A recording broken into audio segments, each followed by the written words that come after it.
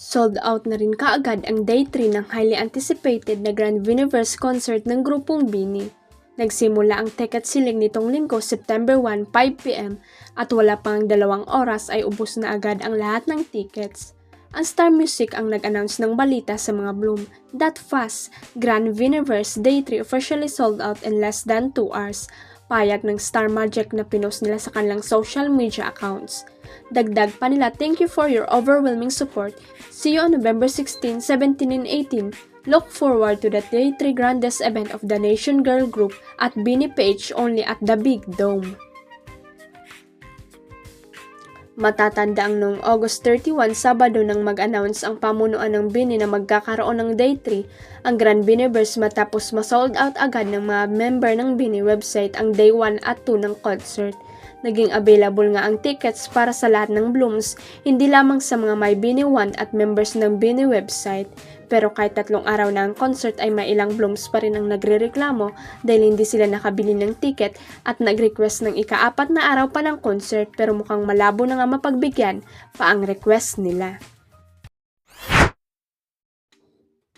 Mukhang kasama na nga sa pagsikat ang mga panganib na halos kakambal na nito. Muling nanawagan ang Blooms ang mga tapat ng fans na BINI sa management ng girl group matapos kumalat ang nakakabahalang post sa social media kung saan sinesexualize ang isa sa mga membro na si Sheena. Ang mga ganitong insidente ay talagang namang nakakaalarmang isipin, lalo't na't nagiging mas mapangas ang mga mapagsamantalang individual online.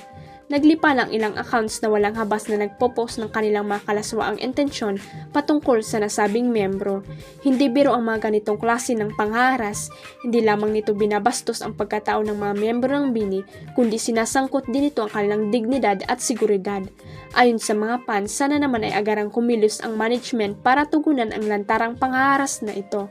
Ang hinaing ng mga Blooms ay malinaw, proteksyon para sa kanilang iniidolo.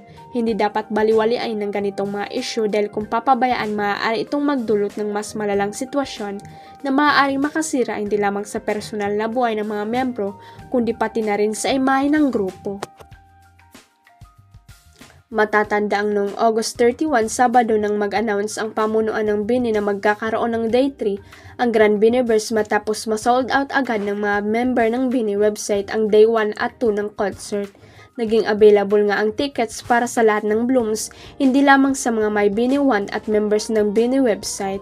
Pero kahit 3 araw na ang concert ay may ilang Blooms pa rin ang nagrereklamo dahil hindi sila nakabili ng ticket at nag-request ng ika-4 na araw pa ng concert pero mukhang malabo na nga mapagbigyan pa ang request nila.